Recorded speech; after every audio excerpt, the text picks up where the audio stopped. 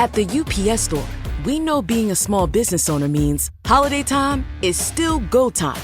Still get those orders shipped time. And still re-up on stamps and supplies time. That's why this upcoming holiday, while others close up shop, we'll be open. And happy to help you keep being unstoppable. Come into your local store today. Most locations are independently owned. Product services, pricing, and hours of operation may vary. See Center for details. The UPS Store. Be unstoppable. All you homeowners have unique needs. Some feel the need to leave up holiday decorations year-round. Others have the need to use their garage as practice space for their new metal band. And because each homeowner has unique needs, Geico helps you get the right coverage for your home and what's in it. That way, you get exactly what's right for you, even if your needs are unique. Get more with Geico. Save over €65 on your weekly family shop with Super Value online shopping. It's as easy as 1, 2, 3. 1. Shop our own brand low prices range. 2. Avail of over 2,000 weekly special offers. And 3. Use your weekly money off vouchers when you shop online at supervalue.ie. Plus, when you order before 12 noon, we'll deliver everything straight to your door the very same day. 1, 2, 3. Super Value makes saving money as easy as 1, 2, 3. I like that.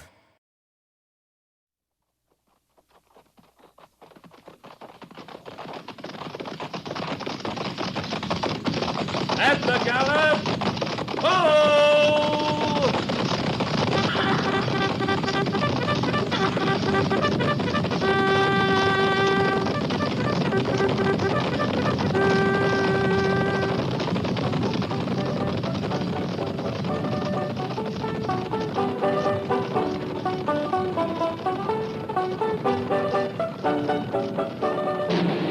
Fort Laramie.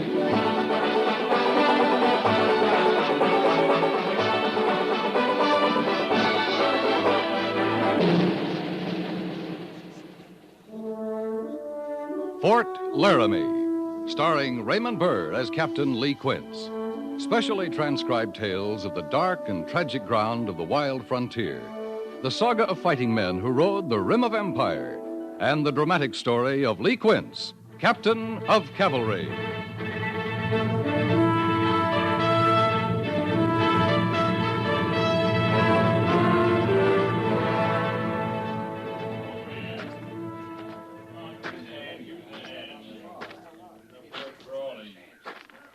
Sergeant?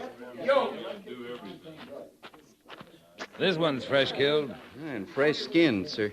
How many buffalo we found this way? Well, we come on 10 with this one. The men are fanning out looking for more. They wouldn't be far away if there are more. They're right dumb, aren't they, Captain? Buffalo must be the dumbest critters they is. Well, couldn't call them crafty, but they're half blind. Can't see trouble when they're heading right into it. Lieutenant Sybert's back from the agency yet? Well, yes, sir. He brought the wagon. They're loading carcasses in it back by the Waller. They better get a move on. That meat'll cook in this heat. Captain, you got the feeling there's something wrong? Wrong? Well, I've seen Injuns kill buffalo before, lots of them. But I never seen them leave this much meat on them. Maybe agency life is making them lazy, Gorse. Maybe their bellies are too full.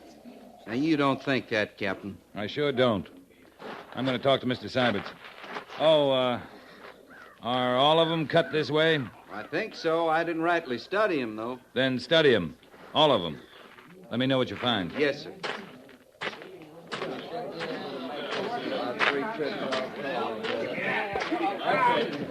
Have any trouble getting the wagon, Mr. Syberts? Oh, no, sir. The agent seemed glad to know we were bringing meat in.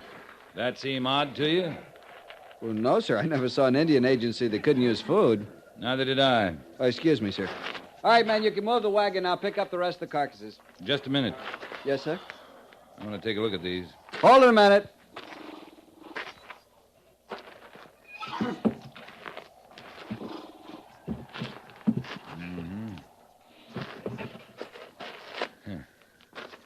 All right, men, carry on. Yes, Captain. Yeah. Come on.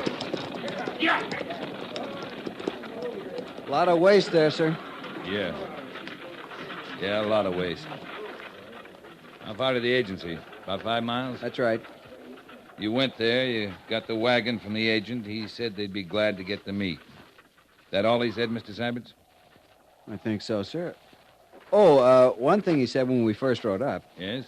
He asked us if we'd been engaged, a battle. Uh-huh. Said that early this morning he heard a lot of gunfire. Yeah, I'll bet they did. Captain Quint, sir? Yes, Sergeant? I studied them carcasses, all of them, like you said. They're all cut the same way. Skinned, with the hump ribs cut away. And that's all. The men locate any more? No, sir, just the 10. According to Mr. Syberts, the Indian agent claims he heard a lot of gunfire this morning. Well, it was a clear morning. The sound would carry all right. You saw the wagon tracks, Captain. Yeah, I saw him.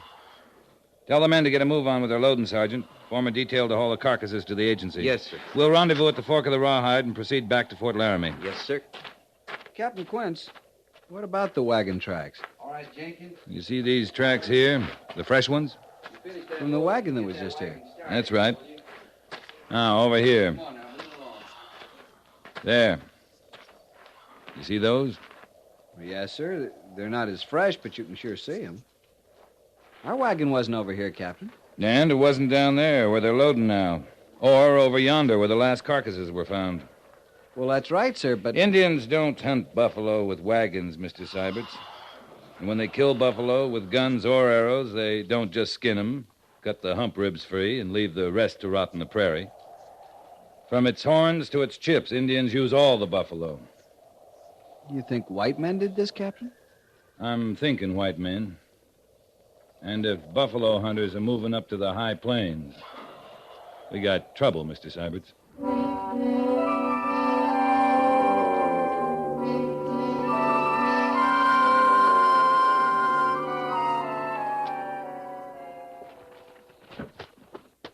That's reservation land, Captain. That didn't make much matter to them, Major.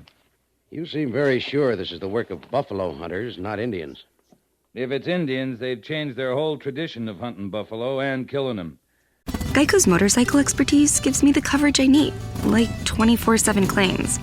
I'm on cloud 9. Disclaimer, clouds are wholly unable to support the weight of an adult human. What's happening? Furthermore, clouds are not numbered. Even if you procured a jetpack and searched, you'd find no cloud numbered 9. However, at that altitude, you'd likely befriend a flock of migrating snow geese. Geese? Who'd encourage you to leave your 24/7 Geico motorcycle claims insurance behind, as they would take you in and even share their dinner of crickets and clovers with you. Ew. Geico assumes no liability for any indigestion that may occur from a clover cricket dinner. Geico, expertise for your motorcycle. Other shows we have for you to enjoy at myclassicradio.net. The Avengers was most certainly not a household name in South Africa prior to the radio series. With no national television service until 1976, the mechanism simply was not present in the country to show television programs to mass audiences. While many other countries reveled in the filmed adventures of John Steed and company, South Africa was not equipped to join in the fun. The series took Britain by storm and made a major impression in the American markets, being that greatest of rarities, a British series given a network transmission slot. However, as a film series, rather than a videotaped one, The Avengers was able to gain a modicum of exposure in South Africa through film rentals. Come and listen at myclassicradio.net. I tell you, these were fresh killed.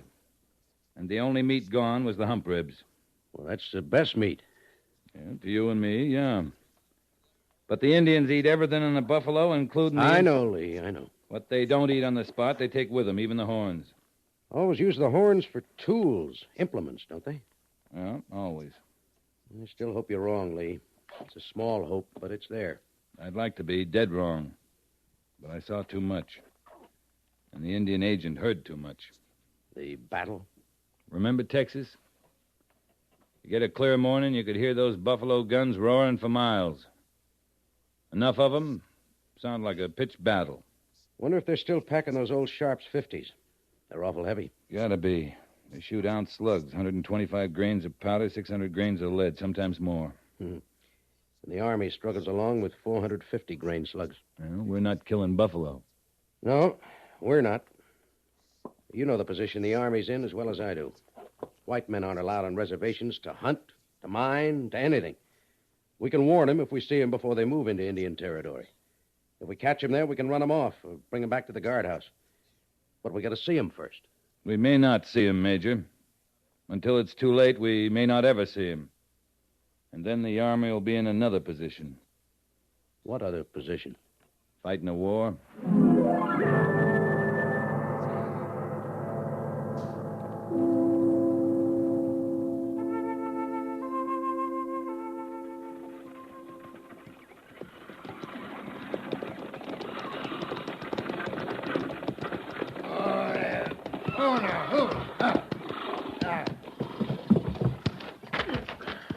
Don't you go roaming off now, Goofy. I want the wagon here so we can load it. Awful hot just sitting here. Well, you sit, you hear? I hear. Hey, soldier, this here the sutler's store? That's it, mister. Much obliged.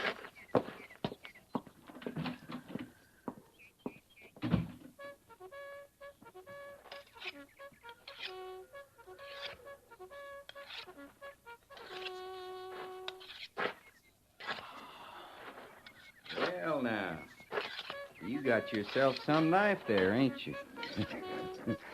Sharp as your eyes, soldier. Straight blade, huh? This one is. Got 'em curved, too. They're nice. You like curved knives better, do you? I like what I need. Sometimes I need a straight blade. Sometimes I need 'em curved.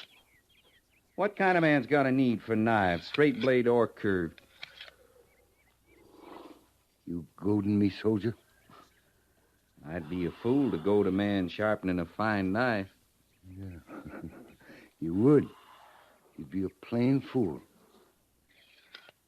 There's a fine edge coming. Fine edge. It's your business, cutting things? Let me show you that curved blade, soldier.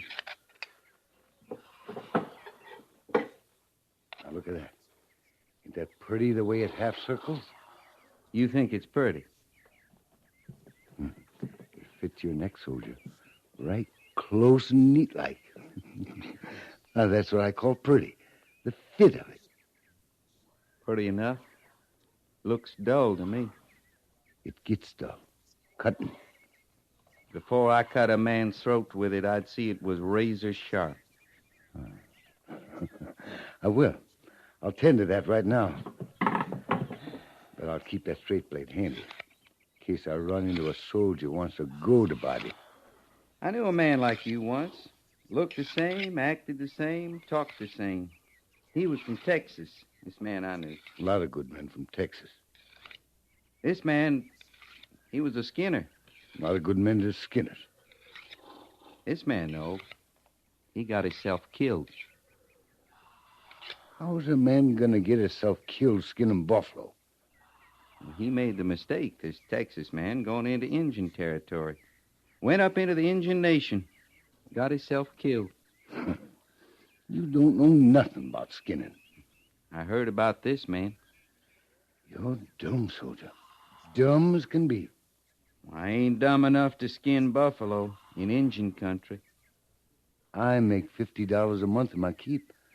With that, I get 50 cents a head on every buffalo I skin. You do it fast, mister? The faster I do it, the more money I make.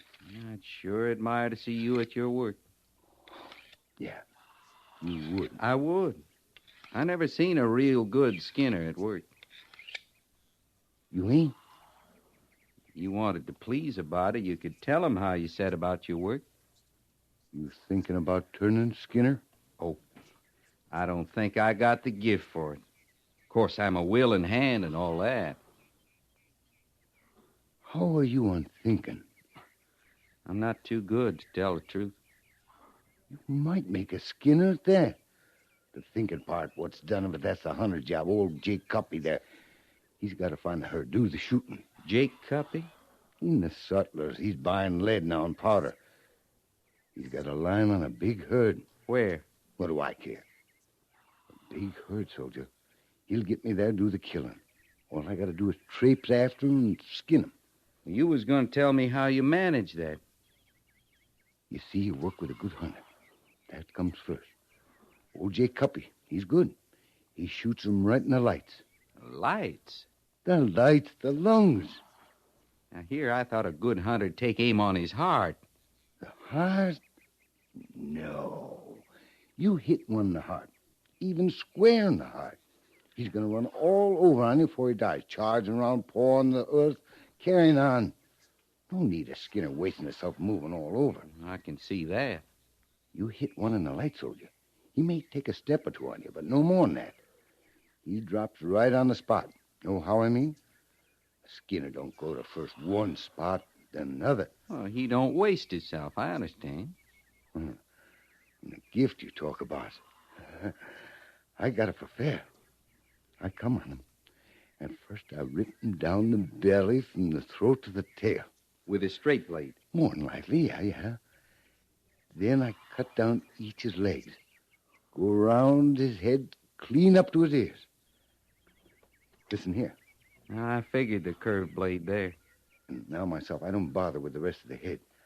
I right away set to roll the skin back, just for starter. Then I draw a rope tight on the little flap of his neck that's free, see? Uh-huh.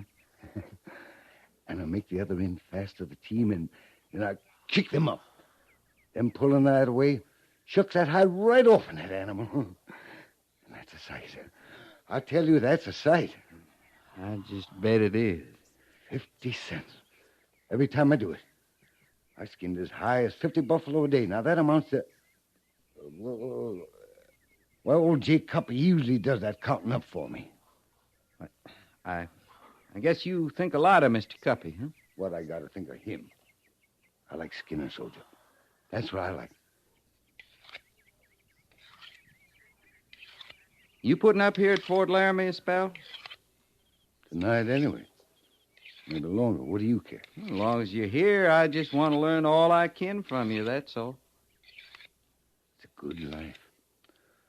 A lot of good men as skinners.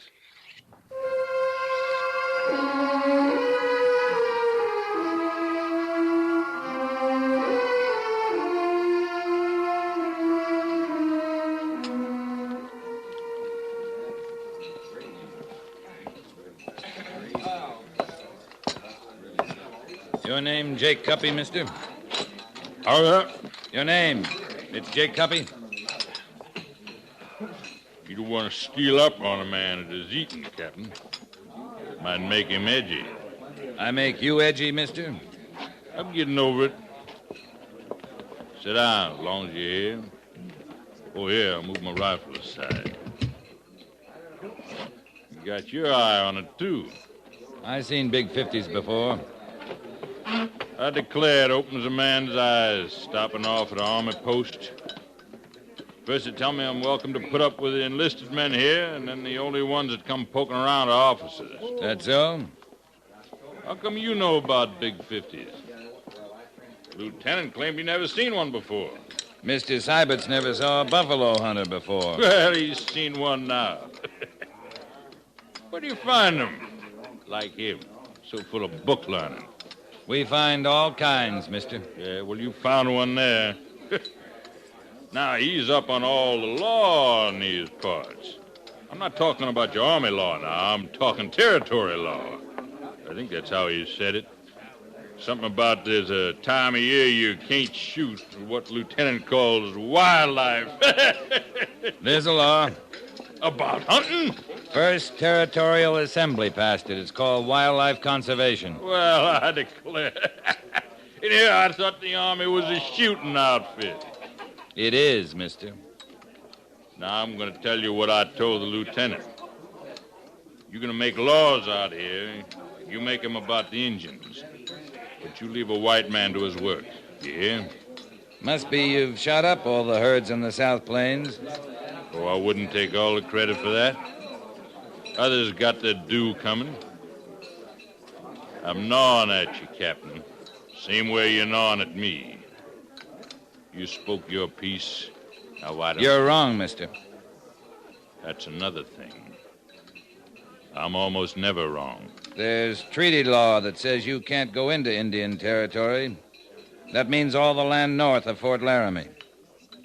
I'm getting a mite worried about the Army. Ain't they doing any killing no more? We're obliged to warn you. If you do go in, we can't protect you.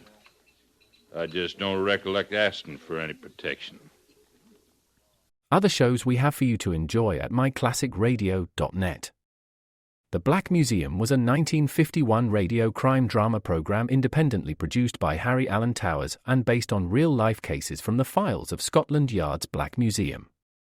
Ira Marion was the scriptwriter, and music for the series was composed and conducted by Sidney Torch. Although often mistakenly cited as being produced for the BBC, the series was produced and syndicated commercially by Towers throughout the English-speaking world. Come and listen at myclassicradio.net. You ought to come along, Captain. This hunting's for a real sporting man. I saw some of your slaughter the other day. That's real sporting. Now you hear me what I say. I get paid on how many buffalo hides I ship. That's fine. Now then, folks in the East, they're developing a taste for buffalo meat. All I gotta do is get it to the railroad. And that's fine. I get paid for that, too.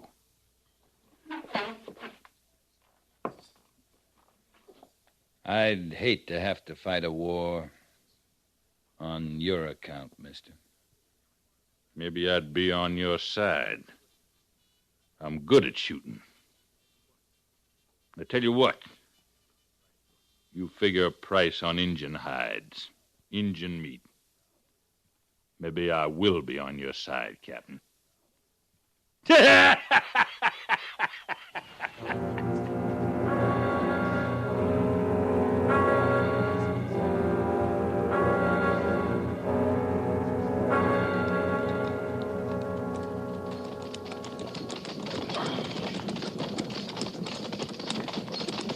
is Kit Carson country, isn't it, Captain, along the Powder River?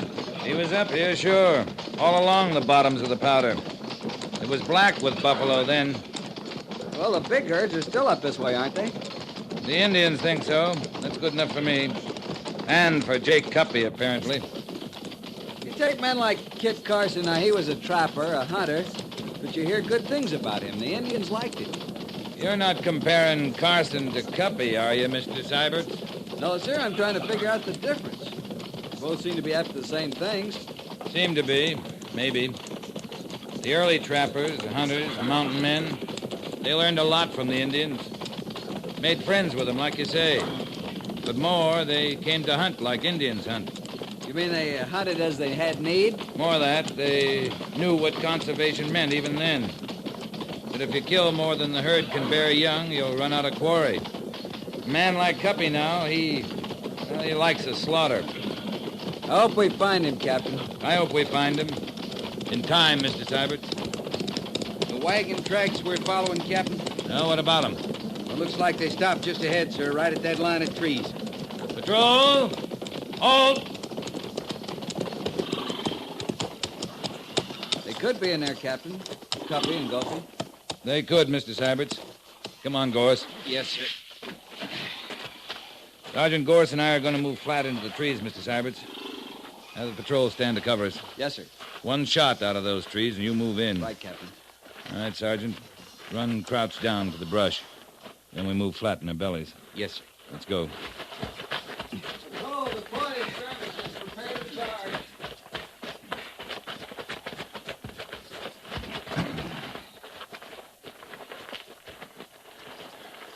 Them high-bed wagons like Gophy had, they move through here better than we do, Captain.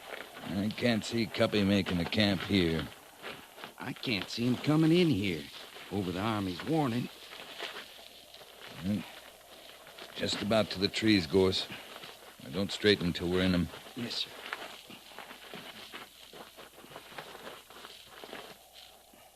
All right, now.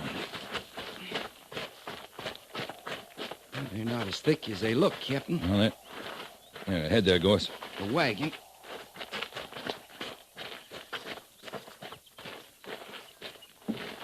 Well, it's Gophy's wagon, all right. Some hides here in the bed. His team's gone. Must be thinking to drag the hides back here. From how far away, I wonder? I don't know. I'm trying to figure 'em, Captain. I can see they might hide the wagon so as we couldn't follow its tracks, but we can track horses' hooves just as well. Not this way, Gorse.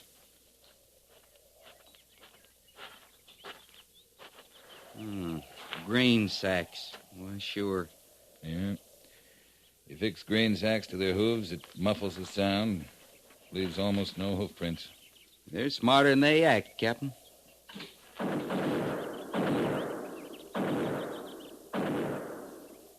Are they, Gorse? Buffalo guns. That's one sound they can't muffle. Come on, Sergeant.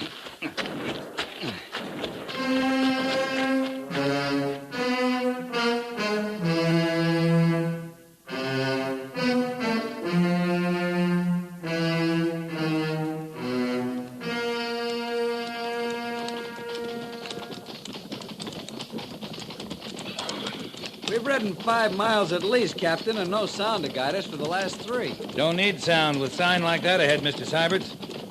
That brown haze like dust? It is dust. Means a big herd. Probably been stampeded.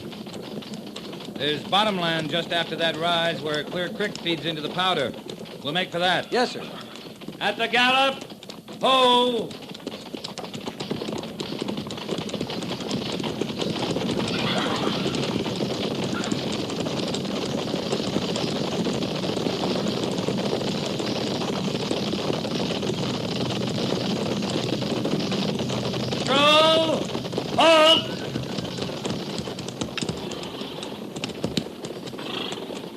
Ride out with me, Mr. Syberts. Yes, sir.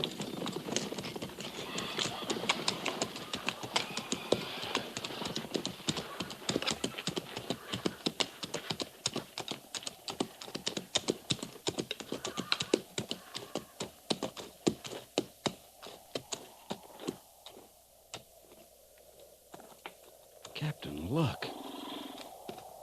I'm looking, Mr. Syberts. I said it was a big herd. But it's like a massacre. It must be 1,000 buffalo. It is a massacre. That much killing of anything without cause, it is a massacre. Well, Jake Cuppy, he couldn't have shot them all. He could shoot enough with Gophie helping. Likely the rest were stampeded to death. Slaughter, that's all you can call it. I don't see how it could happen, so much of it. Buffalo don't have much eyesight. They count on smelling signs of danger. Guppy's trick is to shoot from far enough away so they can't smell him. We better go down there, Mr. Syberts.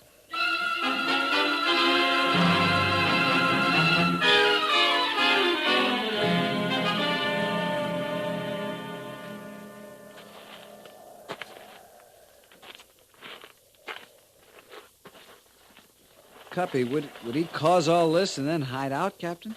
He might. Knowing we'd be coming after him. Knowing he and Gophie couldn't hope to haul them all out before we got here. You seen any that's been skinned? No, sir, not a one. Captain Quince, over here.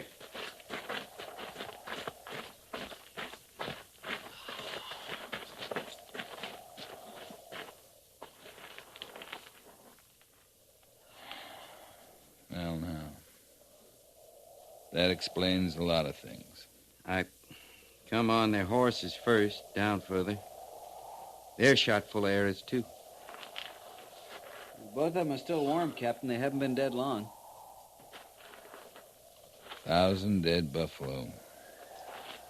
2 dead men.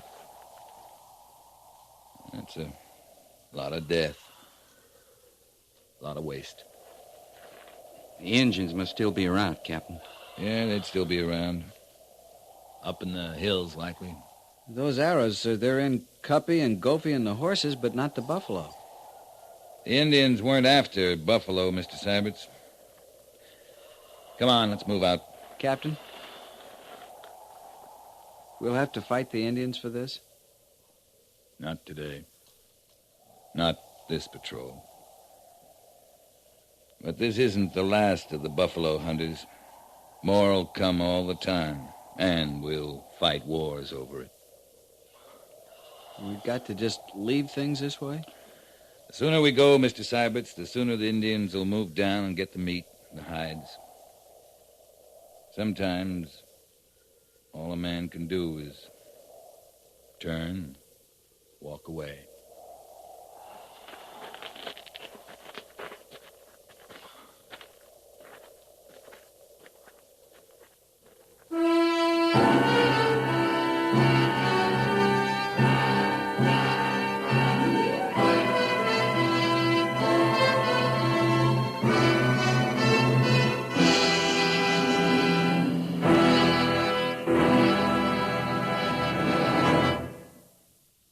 Fort Laramie is produced and directed by Norman MacDonald and stars Raymond Burr as Lee Quince, Captain of Cavalry, with Vic Perrin as Sergeant Gorse.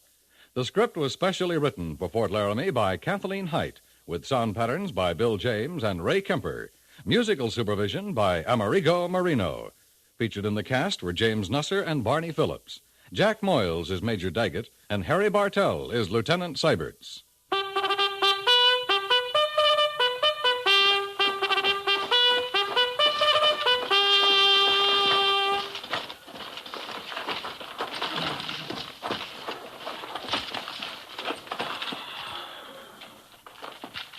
Company, tension! Dismiss.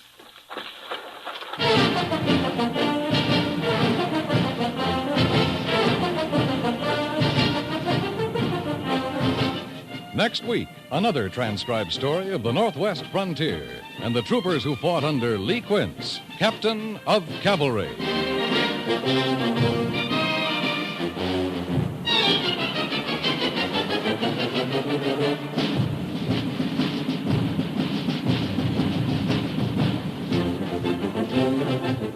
Have you a youngster of school age?